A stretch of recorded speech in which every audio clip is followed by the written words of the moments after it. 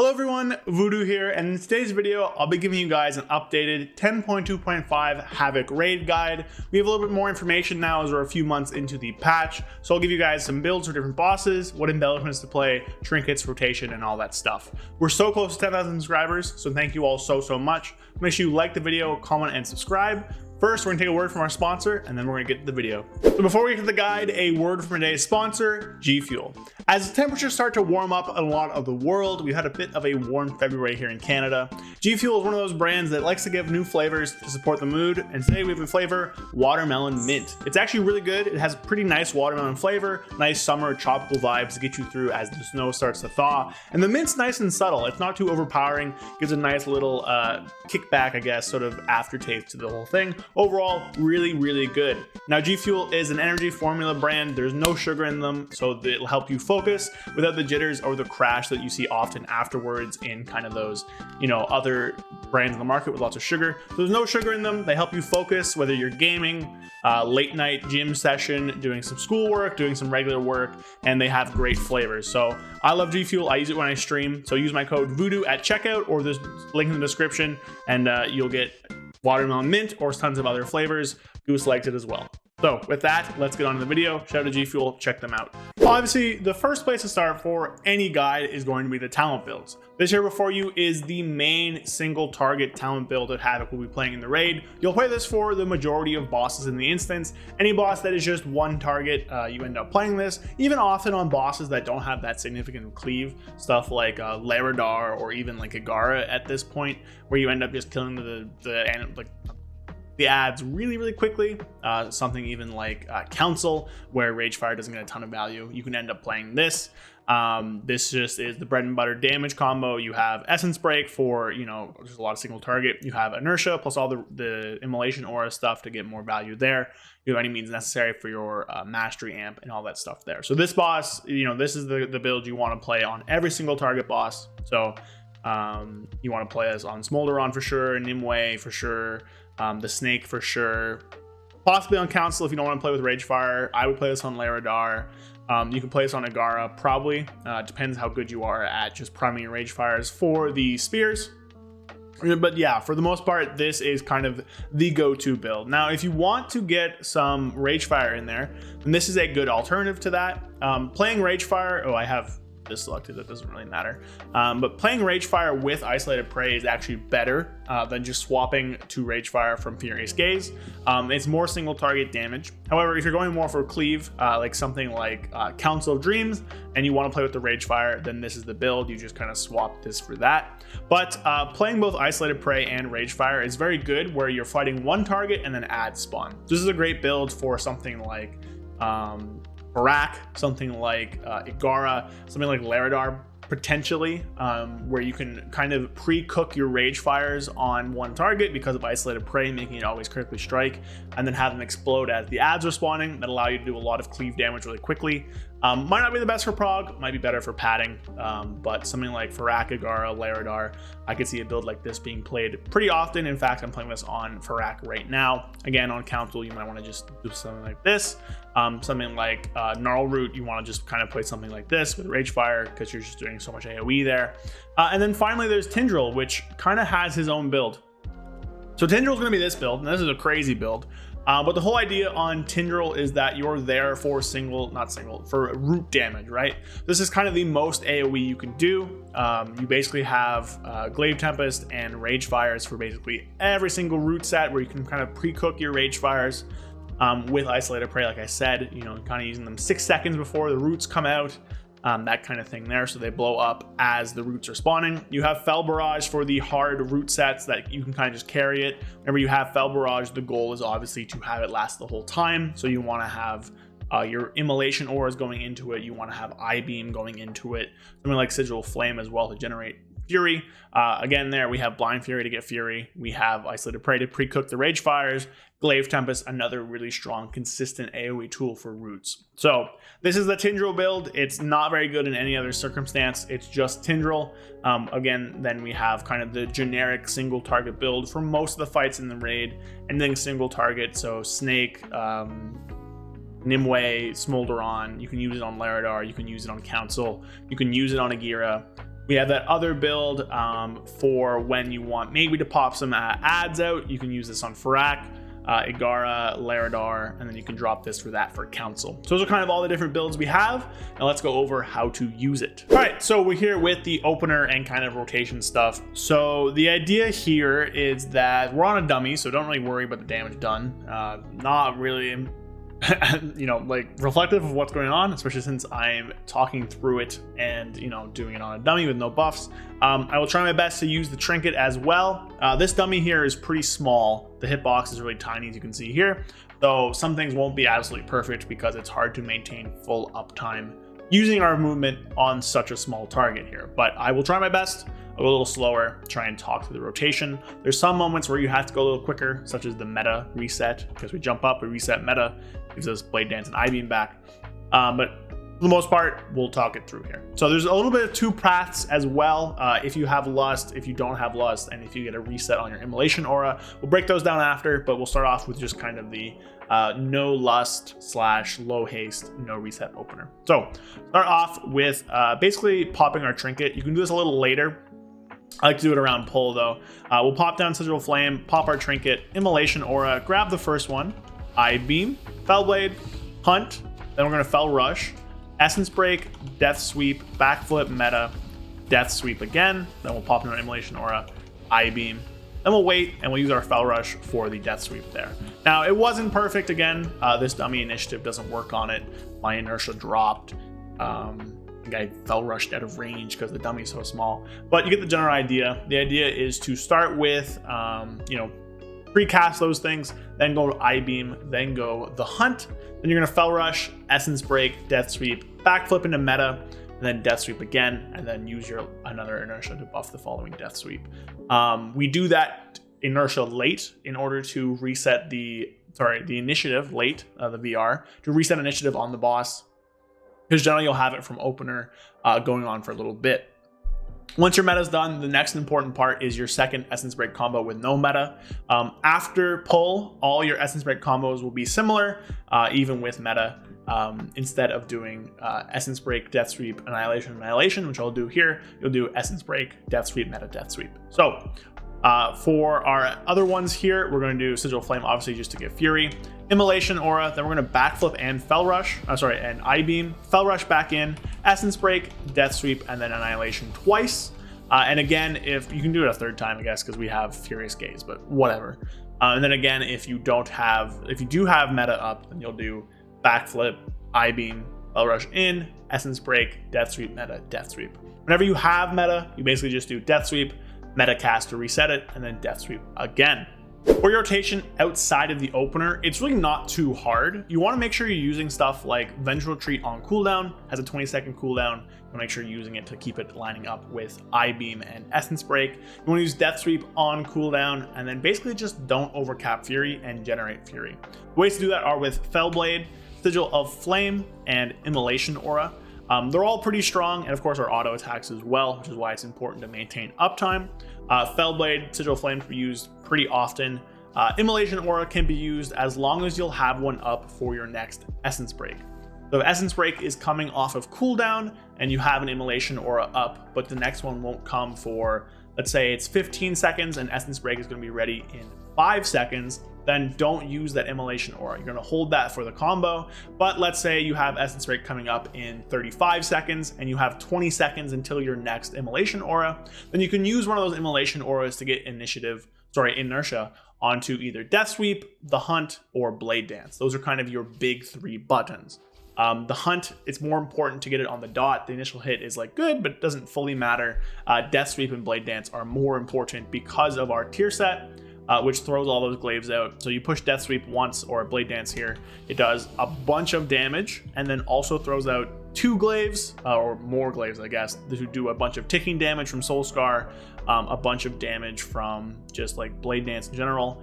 I mean, my Thorn proc there, my weapon, but you can see here just from one Blade Dance, I did like 200, almost 400,000 damage, more than that if you count Burning Wound. So Blade Dance is our strongest button to push versus just the initial hit of the Hunt. If it crits, it's big, but if it doesn't crit, it's not that big of a deal. Just 125k. The dot, of course, is very strong. but the hunt initial hit is less than the blade dances. Why we do that? So I'll show the non-opener meta rotation one more time, because last time I didn't have meta for it. So we're in combat. I don't have initiative from the beginning of pull. I'll do Immolation Aura, Backflip and I-Beam, Spell Rush in, Essence Break, Death Sweep, meta, and then Death Sweep again. And then there, the branch usage is similar, just pop it before the I-Beam and try and grab it as best you can. So that's kind of it for this rotation. I do want to cover a little bit the Tindral Sage Swift, T-Swift build a bit, just for people to help out there. But for something like the Ragefire build here, the single target one, not that different at all. It's the exact same thing. The only difference here is that we can actually pre-cook our Ragefires here. They last 9 seconds. So generally speaking, if you pop them, I don't know, 7 to 8 seconds, maybe 6 seconds before anything happens, you'll see you can get a pretty good Ragefire damage because it will always crit on one target. So you can hit, you can build that up and then hit multiple targets as they spawn. So we'll swap over to Tindral, do a quick little thing there, and then we'll go into other parts of the breakdown. So I do want to touch briefly on the Tindral build here. The idea here is we're not using meta and Fel Barrage together basically the entire fight, except for like 630, but even there you might not Fel Barrage. You're metaing pull and all the shields. You're Fel Barraging like a root set in each phase, and you're using Ragefire on the roots as well as Glaive Tempest. So generally here the rotation for Tindral, that you're actually saving most of your buttons for when the roots come out. So an opener would be something like pretty similar stuff. Obviously Immolation Aura will use 1 with the opener, save the rest for roots. Opener 1, Sigil, I-Beam, Hunt in, Glaive Tempest, Death Sweep, BR, meta, Death Sweep. And from here we, I-Beam again, and then we just kind of save everything, right? We'll save everything. We'll just sit here until the roots come back up. Obviously we're DPSing. And now let's say roots are coming up in like 6 seconds. I'd pop Immolation Aura there, have it cook a bit on the boss. Generally speaking, you want to use 1 for the small sets, 2 for the big sets, and then the roots would spawn and it would blow up on the boss. Now, the other good thing here, because we have Blind Fury, is that whenever we get to a Fel Barrage set, we want to have 2 Immolation Auras going into it. I pushed one early there, Boomy, I guess. But we want to have a full Fury bar and 2 Immolation Auras going into it whenever possible. So with a full Fury bar here, we have I-Beam, we have Sigil, we have this, we have Fellblade. We can Fel Barrage, we can even I-Beam because we have that thing. We can push that, basically just push all of our generational buttons here and use a full Fel Barrage without actually losing anything. Fury was draining, I was not thinking, but just the idea there whenever we get to Fel Barrage is that you want to make sure you're there for the full thing. You want Immolation Aura beforehand. I didn't, like a dummy, but do it beforehand, and then you push your Fel Barrage, I-Beam, and then you'll have enough Fury to Glaive Tempest, enough Fury to Death Sweep, as long as you have Fellblade and Sigil of Flame. So that's kind of that for Tindral, just kind of saving everything for the roots, and yeah. All right, so we talked about talents, we talked about rotation. Hopefully that helped. I'll have other further rotation guides on the channel as well. I've already have them, so if you want to check those out, if you need more in-depth stuff, go do that. But the only stuff left is kind of gear now. So the main thing is there's 2 choices for embellishments. There's Blue Silken Lining, and there's Toxic Thornfoot Wraps and Boots. And Toxic Patch. And the whole idea here is that the choice between them is pretty, it's honestly at this point, it's pretty inconsequential. You can use either and do well. That being said, it will depend on your HP threshold uptime. Now there's a graph, and I'll try and find the graph for you all and put it up on screen when I talk about it. But generally speaking, Blue Silken Lining, BSL, which gives you mastery, is about equal to or better than Toxic Thornfoot Wraps when you get around 55+% uptime. Now, on a lot of the easier bosses, if you have strong healers, that's really good. But on some of the harder bosses, some single target bosses, 55% uptime is not a really reasonable thing. Now, that is, of course, saying that Boots do oversim a bit, so I think it's a little bit lower. It's probably in the mid 50s or mid to low 50% for the uptime threshold for BSL to be better. But I think it is important to keep both in mind. So on a single target fight, you really can have either, and it'll be good. BSL is good, of course, if you can keep that uptime good. Toxic Thornfoot Wraps is a good passive option, and of course better if you're not as comfortable with the rotation. So on things like Volcaros, which I guess doesn't matter, Smolderon, potentially Farak, Nimue, then Toxic Thornfoot Wraps is very, very good. Lots of parses use them. But on the rest of the fights, I think it's important to remember that those all have cleave. And as soon as you add a second target, the uptime you need on BSL to be better than Boots goes way down. So realistically, I think having both is probably the best option. You'd use Toxic Thornfoot Wraps for sure on stuff like Smolderon or Nimue, maybe Volcaros depending on your healing comp, maybe Farak depending on if you need damage in P1 or P2 or the shield phase, or if you need damage more in P3 or single target stuff in P2. Farak, I think both is a good choice. When stuff like Igara, Gnarlroot, Council, Laradar, Tindral, I think Boots is just way behind. Not way behind, but I think that Blue Silken Lining is just going to be the better option there because of all the cleave. You're going to do more damage there. Boots can't trigger on shields, so they don't really help against Tindral. So I think the safer craft, if you're crafting something first, is going to be Blue Silken Lining, because again, those are good in AoE and cleave. They're pretty decent in single target, and they are our Mythic Plus option as well. So getting those is kind of two birds with one stone. Now, where to put those doesn't really matter. Cloak, rings, wrists, boots, belt are all great options, and even neck, I guess, if you have a bad neck.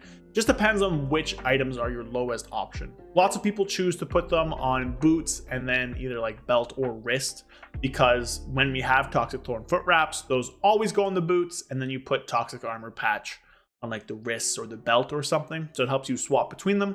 But the choices for BSL, where to put them, don't really matter. Any of those things I listed are a good spot for them because it doesn't really matter. Wrists, generally speaking, is the #1 spot, but outside of that, all of them are pretty equal, and you can kind of just choose whichever one you want. So TLDR, they're both good. BSL probably a bit more, Blue Silken Lining, probably a bit more versatile and more applicable on more bosses, but Toxic Thornfoot Wraps has its place. All right, so the last thing I want to talk about is going to be trinkets and gear, and sorry if you hear sound, my kitten's playing around in the back, but in terms of trinkets, the ones you're going to want for 99% of the bosses in the raid are going to be Branch and Cataclysmic Signet Brand. Branch is a 2-minute trinket that summons these orbs that come into you, that gives you like mastery whenever you pick them up. The best way to use it is to grab 2 as soon as you can, let the third one hit you, although the trinket's still very good even if you don't do that. Then Brand is really good in any fight over 5 minutes. If the fight is under 5 minutes, Brand isn't that great. And is easily replaced by a lot of other trinkets, but generally in raid, Augury will be your other option there. And of course, I'll throw pictures up for all of these as well. If you don't want to use Branch because you think it's stupid and you hate it, then Augury is your second best option, again, on any fight over 5 minutes. Outside of that, something like Midas Talisman from Dungeons or even like Ashes can work out pretty well, although those aren't as good as the top option I listed. There are 2 specific bosses where you do want different trinkets though. Branch and Brand are going to be good on like 7 of the 9 bosses. On Smolderon, you want to use a Midas Talisman instead of a Branch. Midas Talisman is best used slightly before pull, and then you get it every single damage amp, which is really good there. For another trinket, you could just use like Augury or Brand there. Both are strong. Really, any good passive trinket will work out there. And then the other trinket is Ashes for Tindral. You want it specifically to pair with your Fel Barrage. You'd use it with different root sets whenever you're Fel Barraging, and you'd use either, I use Branch on my kill because I don't have a Brand or an Augury, but both those are fine. If you use Branch, you use it with meta on pull and shields, and you'd use Ashes on all the different Fel Barrage root sets you're doing. So realistically, all those trinkets work. Other options from Dungeons like Crab is fine, Pips is fine, Snake is fine, even like Ember from Dungeons is fine. They're all okay, a little bit worse than the ones I listed, but still solid options. The last piece of gear that you want to pick up is weapons. This tier, we have 2 strong weapons. We have the Fist Weapon from Council boss fight, Thorncaller's Claw. You want one of these at 49 in your whichever hand, I guess. It's going to be very strong. Loses a little bit of damage on Tindral, but I would still honestly play it, right? It's just really, really good in single target. Then in your offhand, you want to just grab a double time. A 483 double time is better than any other weapon you could get in your offhand. So pick up a Thorncaller's Claw and a double time and you'll be good to go. Any other gear, you should be simming yourself, obviously, and also just generally, you know, doing that in the first place. But for a quick answer for gear, crit and mastery are going to be your best two. Haste and versatility are still very strong though, so you're going to want some of those. So, you know, crit, mastery, and then like haste and verse are the same, but you should be simming yourself for the best answer. All right, so that is it for my 10.2.5 raid guide for Havoc Demon Hunter. I want to do this one in a bit of a different way compared to a lot of guides I've done in the past, just to kind of spice it up a bit and maybe help you out if you're still progressing these bosses. I have tips videos for each of the bosses except for Farak, who I'm almost done with. I expect the Farak video should be out either next week or the week after, so if you're doing Mythic Farak, look out for that. Otherwise, you can check out my channel for those. Of course, I have a ton of other videos as well. So make sure you like the video, comment down below if you have any questions, any feedback as well is obviously helpful. I appreciate the feedback. And of course, subscribe. We're getting so close to 10,000 subscribers. We're like almost like 300 away, I think, which is insane. So thank you all so much. And of course, shout out to this video's sponsor, G Fuel. Go check out their new flavor, Watermelon Mint. Over there, use code Voodoo or the link in the description for 20% off your purchase. So thank you all so much. Hope you guys have a great Friday. I'll see you guys on Tuesday with my next video. Hope you guys have a good weekend. Peace. A big thank you to all my channel members. Thank you Sky Elk, Fede Grigori, Andrew Keenel, Guillermo Lamas, Period, Brad Wisniak, It's Bulk, Magic Man 133, and Howley. Thank you all so much. You guys are amazing, and I really appreciate the extra support. If you guys want to support me, consider becoming a channel member below. You get access to exclusive videos and some emotes to use in comments and stuff, as well as a special part of my Discord. So thank you all so much. I really appreciate it, everybody, and I'll see you guys next time. Peace.